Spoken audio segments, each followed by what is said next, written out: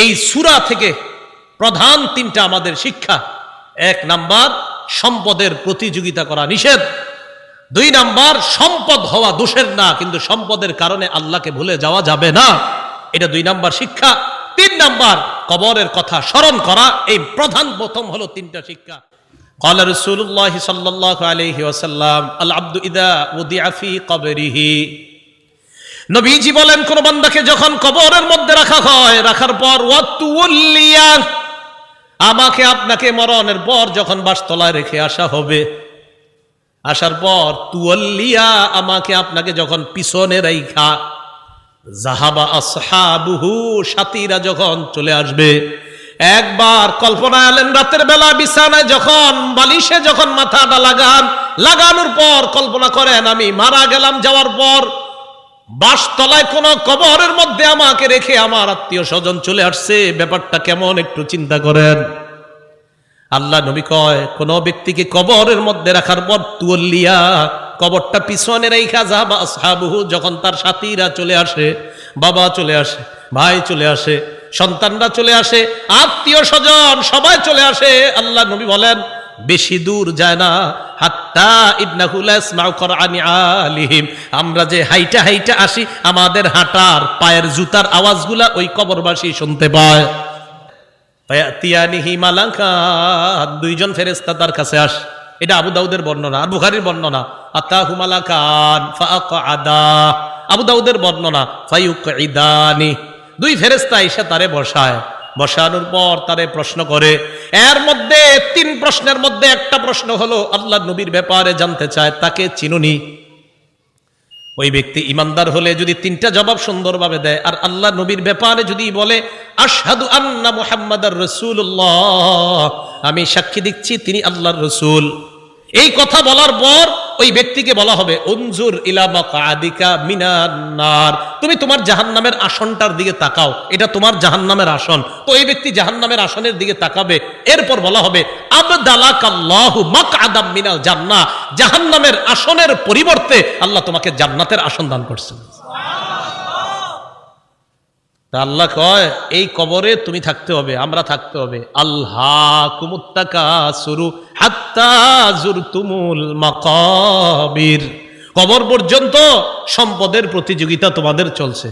সূরা মুনাফিকুনে আল্লাহ বলেন ইয়া আইয়ুহাল্লাযীনা আমানু লা তুলহিকুম আমওয়ালুকুম ওয়ালা আওলাদুকুম আন যিকরিল্লাহ, হে ঈমানদারগণ, লা তুলহিকুম আমওয়ালুকুম ওয়ালা আওলাদুকুম, তোমাদের সম্পদ, তোমাদের সন্তান যেন তোমাদেরকে আল্লাহ থেকে গাফেল করে না দেয়, আল্লাহ থেকে তোমাদেরকে অলস করে না দেয়, আল্লাহকে যেন ভুলিয়ে না দেয়। ওমাইয়া ফাল জালিকা, আল্লাহ বলেন যারা সম্পদ আর সন্তানের কারণে আল্লাহরে ভুলে যাবে, ফাউলাইকা হুমুল খাসিরুন, তারা ক্ষতিগ্রস্ত। নাউযুবিল্লাহ। বলেন সম্পদ দেয় কে? আল্লাহ। 10 তলা 20 তলার বাড়ির মালিক বানায় কে? আর 10 তলা 20 তলা হালাল পন্থায় হওয়াটা দোষের না, দোষ কোনটা? যে আল্লাহ মালিক বানাইছে তাকে ভুলে যাওয়া। বুঝে আসছিনি? তো আল্লাহ কয় তোমাদের এই প্রতিযোগিতা চলবে কবর পর্যন্ত। কতদিন? কবর পর্যন্ত। ক্বালা রাসূলুল্লাহ সাল্লাল্লাহু আলাইহি ওয়াসাল্লাম, নবীজি সাল্লাল্লাহু আলাইহি ওয়াসাল্লাম বলেন লা ইয়াজালু কলবুল কাবীরি শাবান ফিসনাতাইন, আল্লাহ নবী বলেন বুড়া মানুষের অন্তর 2 ক্ষেত্রে যুবক হয়। ফি হিরসিল মাল, 1 নাম্বার সম্পদের লোভ, 2 নাম্বার ওয়াতুলিল আমাল, লম্বা আশা। কি আশা? লম্বা আশা। রাসূলুল্লাহ সাল্লাল্লাহু আলাইহি সাল্লাম বলেন মানুষ বৃদ্ধ হয়, তার কলব 2 ক্ষেত্রে যুবক হয়। 1 সম্পদের লোভ, 2 লম্বা আশা, বড় আশা। আল্লাহ বুঝার তৌফিক দান করেন। রাসূলুল্লাহ সাল্লাল্লাহু আলাইহি সাল্লামের সাহাবী আব্দুল্লাহ ইবনে মাসউদ বলেন খত্ত রাসূলুল্লাহ সাল্লাল্লাহু আলাইহি ওয়াসাল্লাম খত্তান মুরাব্বাআ, এই হাদিসটা বুঝতে হবে সবাই। নবীজি একটা চতুর্ভুজ আঁকলেন। ওই অঙ্কের ছাত্ররা কোথায়? কি আঁকলেন? চতুর্ভুজ আঁকার পর ওয়া খত্ত খত্তান ফিল ওয়াসাতি খারিজাম মিন, মাঝখান থেকে একটা দাগ দিলেন, এই দাগটা চতুর্ভুজের বাহিরে নিলেন। বলেন তো রাসূল কি আঁকলেন? মাঝখানের দাগটা ভিতরে না বাহিরে? আচ্ছা এবার দেখেন ওয়া খত্ত খুতাতান সিগারান, মাঝখানে ছোট ছোট কিছু দাগ দিস, এটা চতুর্ভুজ, মাঝখানে ছোট ছোট কিছু দাগ আর মাঝে একটা বড় দাগ। এই আশেপাশে কিছু ছোট ছোট দাগ, মাঝখানে লম্বা একটা দাগ। বলেন তো লম্বাটা কি ভিতরে আছে না বাহিরে? আচ্ছা, একটু বুঝছেন কথা। সুম্মা ক্বালা রাসূলুল্লাহ সাল্লাল্লাহু আলাইহি ওয়াসাল্লাম, নবীজি বলেন হাযাল ইনসান, মাঝখানের দাগটা হলো মানুষ, মাঝখানের দাগটা ওয়া হাযাল্লাযী মুহীতুন বিহি আও ক্বাদ আহাতা বিহি আজালু, চারদিকের চতুর্ভুজটা এটা হলো তার আয়ু, জীবন। নবীজি বলেন মানুষ মারা যায়, বাহিরে যেই দাগটা এটা হলো তার আশা। মানুষ মারা যায়, আশাগুলা থেকে যায়। আশা কি জীবনের ভিতরে না বাইরে? এই যে মানুষ, ওর আশা হলো এত বড়, ও হলো একটু, এবার বাহিরে যেটা এটা হলো ওর আশা। নবীজি কয় মানুষের জীবন এতটুকু, মানুষটা এতটুকু, ওর আশা এতটুকু, ও মারা যায়, আশাগুলা থেকে যায়। ভাই বুঝছেন নি আপনারা? আচ্ছা, তো আল্লাহ পাক রব্বুল আলামিন বলেন আলহাকুমুত তাকাসুর হাত্তা জুরতুমুল মাকাবির, কবর পর্যন্ত এই সম্পদের প্রতিযোগিতা, প্রাচুর্যের প্রতিযোগিতা তোমাদের চলতেই থাকে। আল্লাহ আমাদেরকে কবরের প্রস্তুতি নেওয়ার তৌফিক দান করেন। আচ্ছা, এরপরে দেখেন কি বলে, কাল্লা সাউফা তা'লামুন সুম্মা কাল্লা সাউফা তা'লামুন, অপেক্ষায় থাকো, অচিরেই জানতে পারবা, অবশ্যই অচিরেই জানতে পারবা। কাল্লা লাউ তা'লামুনা ইলমাল ইয়াকিন, আল্লাহ বলেন যদি নিশ্চিত জ্ঞানে জানতা, লাতারাউন্নাল জাহিম, স্বচক্ষে জাহান্নাম দেখতে পাবা। আল্লাহ বলেন লাতারাউন্না, অবশ্যই অবশ্যই জাহান্নাম দেখবা। সুম্মা লাতারাউন্নাহা আইনাল ইয়াকিন, নিশ্চিত চোখে জাহান্নাম দেখবা। এরপর আল্লাহ বলেন সুম্মা লাতুসআলুন্না ইয়াউমা ইযিন আনিন নাঈম, এরপর তোমাদেরকে নিয়ামত সম্পর্কে জিজ্ঞাসা করা হবে। আল্লাহ বলেন অবশ্যই অবশ্যই তোমাদেরকে প্রতিটা নিয়ামতের কথা জিজ্ঞাসা করা হবে। আঙ্গুল, চোখ, কান, নাক, হাত, পা, প্রত্যেকটা অঙ্গের ব্যাপারে জিজ্ঞাসা করা হবে। ইন্নাস সামআ ওয়াল বাসারা ওয়াল ফুআদা, আল্লাহ বলেন কান শ্রবণ শক্তি, ওয়াল বাসর দৃষ্টি শক্তি, ওয়াল ফুআদা অন্তঃকরণ, সবগুলাকে কাঠগড়ায় দাঁড়াতে হবে, সবগুলাকে জিজ্ঞাসা করা হবে। এগুলার ব্যাপারে তোমাকে কাঠগড়ায় দাঁড়াতে হবে, তোমাকে জিজ্ঞাসা করা হবে সঠিকভাবে এগুলা খরচ করছো কিনা। এবার একটা হাদিস শুনেন, মুসলিম শরীফের 4208 নম্বর হাদিস। আবু হুরায়রা রাদিয়াল্লাহু তাআলা আনহুর বর্ণনা, তিনি বলেন খরাজা রাসূলুল্লাহ সাল্লাল্লাহু আলাইহি ওয়াসাল্লাম যাতা ইয়াউমিন আও যাতা লাইলা, একদিন রাতে অথবা দিনে রাসূল বাসা থেকে বের হলেন। কোথা থেকে বের হইছে? রাতে বা দিনে।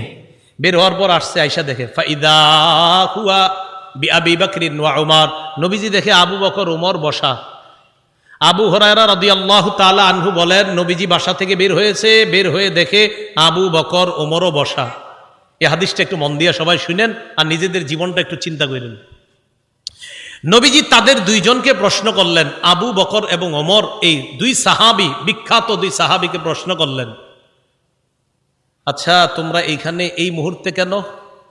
মা আখরাজাকুমা ফি হাদিহিস সাআ, এই সময়ে তোমরা এখানে কেন? অসময়ে মানে এই সময় মানে অসময়ে, আরে এই সময়ে তোমরা এখানে কেন? এই হাদিস দ্বারা বোঝা যায় সাধারণত যেই সময় মানুষ ঘর থেকে বেশি একটা বের হয় না, ওই সময়ে নবীও বের হইলেন, আবু বকরও বের হইছে, ওমরও বের হইছে। নবী বের না হইলে জিজ্ঞাসা করে কেন? আবু বকর ওমর জবাব দিলেন, আহারে কি জবাব দেয় দেখেন, ক্বালাল জুউ ইয়া রাসূলুল্লাহ, হুজুর খিদা লাগছে, ক্ষুধার কারণে বের হইছে। সম্পদ সব ছেড়েছে মক্কায়, নবীর সাথে চলে এসেছে মদিনায়। নবীজি যে জবাবটা দিলেন, আল্লাহ নবী বললেন আল্লাযী নাফসি বিয়াদিহি আখরাজানিল্লাযী আখরাজাকুমা। আবু বকর ওমরকে আল্লাহ নবী বলেন, আল্লাহর কসম আবু বকর ওমর, তোমরা যে ক্ষুধার কারণে বের হয়েছ, আমিও ক্ষুধার কারণে বের হইছি। কমু, চলো আমার সাথে চলো। ফাকামু মাআ, দুই সাহাবী আল্লাহ নবীর সাথে চললেন। ফাআতা রাজুলাম মিনাল আনসার, এক আনসারী সাহাবীর বাড়িতে গেলেন। ফাইদা হুয়া লাইসা ফি বাইতিহি, সাহাবী বাড়িতে নাই।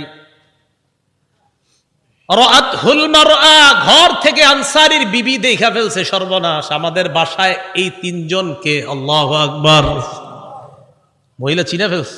ভিতর থেকে বলতেছে মারহাবা, স্বাগতম স্বাগতম। এমন মেহমান পাইলে কে স্বাগত না জানায়? আরে সাহাবী রাসূলুল্লাহ সাল্লাল্লাহু আলাইহি সাল্লাম আর আবু বকর ওমরকে যখন আনসারী সাহাবীর বিবি দেখলেন, ভিতর থেকে বলা শুরু করলেন, স্বাগতম স্বাগতম, আপনারা ভিতরে আসেন, ঘরে বসেন। নবীজি ঘরে গিয়ে বললেন, আইনা ফুলান, স্বামী কোথায়? মহিলা ভিতর থেকে জবাব দিলেন, যাহাবা ইস্তাজিবু লানা মিনাল মা, হুজুর মিষ্টি পানি আনতে গেছে আমাদের জন্য। এবার দেখেন কি হয়, ইতিমধ্যে আনসারী সাহাবী আসছে। আসার পর সাহাবী দেখে বাসায় নবীজি, আবু বকর ওমর।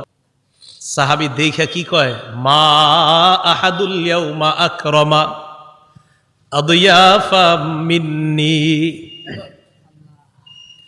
সাহাবী কয়, আজকে আমার চাইতে শ্রেষ্ঠ মেহমান, আজকে আমি যে শ্রেষ্ঠ মেহমানদেরকে পাইছি, আমার চাইতে শ্রেষ্ঠ ভাগ্যবান আর শ্রেষ্ঠ মেজবান আর কেউ নাই। আমি এমন তিনজন মেহমান পাইছি। তাড়াতাড়ি বাগানে গেছে, খেজুর বাগানে। যা আবিল আজ, খেজুরের ছড়ি নিয়ে আসছে, ফিহি বুসরুন আর রতবুন ওয়া ইয়াবিস, শুকনা খেজুর আছে, ভিজা খেজুর আছে, কাঁচা খেজুর আছে। আইনা কয়, যেটা মন চাই এটা খান। আখজাল মুদিয়া, ছুরি নিছে, চাকু নিছে। নবীজি কই যাও? হুজুর পশু জবাই করতে হবে। কি জবাই করবে? মাথা মানে পেরেশান হয়ে গেছে, আমার এই তিন মেহমানদের কেমনে মেহমানদারি করবে? পশু জবাই করতে হবে। নবী কয়, ইয়াকা ওয়াল হালুব, এই তুমি আবার মাথা গরম কইরা দুধালু কোনো পশুরে জবাই করো না। দুধ দেয় যে পশু, বর্তমানে দুধ দিতেছে, এরকম পশু জবাই করো না। জি ঠিক আছে। ফাজাবা হালাহুম, স্বাভাবিক একটা বকরি জবাই করছে। নবীজিরে গোস্ত দিয়ে, খেজুর দিয়ে, মিষ্টি পানি দিয়ে মেহমানদারি করলেন। করার পর যেই কথাটা নবী বলছে, এটা বলার জন্য আপনাদেরকে লম্বা হাদিসটা শোনাইলাম। নবীজি আবু বকর ওমরকে বললেন, আবু বকর ওমর, বাহিরে আসছিলা কিভাবে বলো তো? হুজুর ক্ষুদায় আম করে বাহিরে নিয়ে আসছে। নবীজি কয়, আবু বকর ওমরকে বললেন, এখন খাইছো? কয় হ্যাঁ। নবীজি বললেন, লাতুস আলুন্না আন হাদা ইয়াউমাল কিয়ামাহ, এই যে খানাগুলা খাইছো না, পেট ভরছো না, এই ব্যাপারেও কিয়ামতের ময়দানে আল্লাহর কাছে জবাবদিহিতা করতে। অবশ্যই অবশ্যই তোমাদেরকে এই ব্যাপারে জিজ্ঞাসা করা হবে। এই খানা খেয়ে আল্লাহর ইবাদত করছো কিনা, এই খানা খেয়ে তুমি সঠিকভাবে চলছো কিনা, আল্লাহ তোমারে খাওয়াইছে, খাওয়ানোর পর আল্লাহর হুকুম তুমি পালন করছো কিনা, এই ব্যাপারে জিজ্ঞাসা করা হবে। বুঝাইতে চাইলাম, এই সূরা তাকাসুরের শেষে কি বলতেছে দেখেন। প্রথম দিকে বললেন, সম্পদের কারণে আমারে ভুলা যাও, এরপরে বললেন কবরকে স্মরণ করো, শেষের দিকে বললেন, এই নিয়ামতের ব্যাপারে জিজ্ঞাসা করব, কিন্তু এত এত সম্পদ দিলাম মনে করবো না এমনি ছেড়ে দিব, আমি আল্লাহ, আমি সব জিজ্ঞাসা করব। এই সূরা থেকে প্রধান তিনটা আমাদের শিক্ষা। 1 নাম্বার, সম্পদের প্রতিযোগিতা করা নিষেধ। 2 নাম্বার, সম্পদ হওয়া দোষের না, কিন্তু সম্পদের কারণে আল্লাহকে ভুলে যাওয়া যাবে না, এটা 2 নাম্বার শিক্ষা। 3 নাম্বার, কবরের কথা স্মরণ করা। এই প্রথম হলো 3টা শিক্ষা। শেষের দিকে আরেকটা, কবরে আরেকটা তোমার জগৎ, ওই জগতে তোমাকে নিয়ামত সম্পর্কে জিজ্ঞাসা করা হবে। কিয়ামতের ময়দানে তোমাকে 5 প্রশ্ন করার আগে তোমার পা 2টা সামান্য সময়ের জন্য নড়বে না। এই 5 প্রশ্ন করার জন্য আল্লাহর কাছে প্রত্যেককে দাঁড়াতে হবে। এর মধ্যে একটা হলো, সম্পদ কোত্থেকে আনছো আর কোথায় ব্যয় করছো, এই কথা আল্লাহর কাছে জবাবদিহিতা করতে হবে। আল্লাহ পাক রব্বুল আলামিন আমাদের সকলকে কবরের প্রস্তুতি নিয়ে দুনিয়া থেকে যেন আমরা যেতে পারি, আল্লাহ তৌফিক দান করেন। আমিন। আখিরু দাওয়ানা আনিল হামদুলিল্লাহি রাব্বিল আলামিন।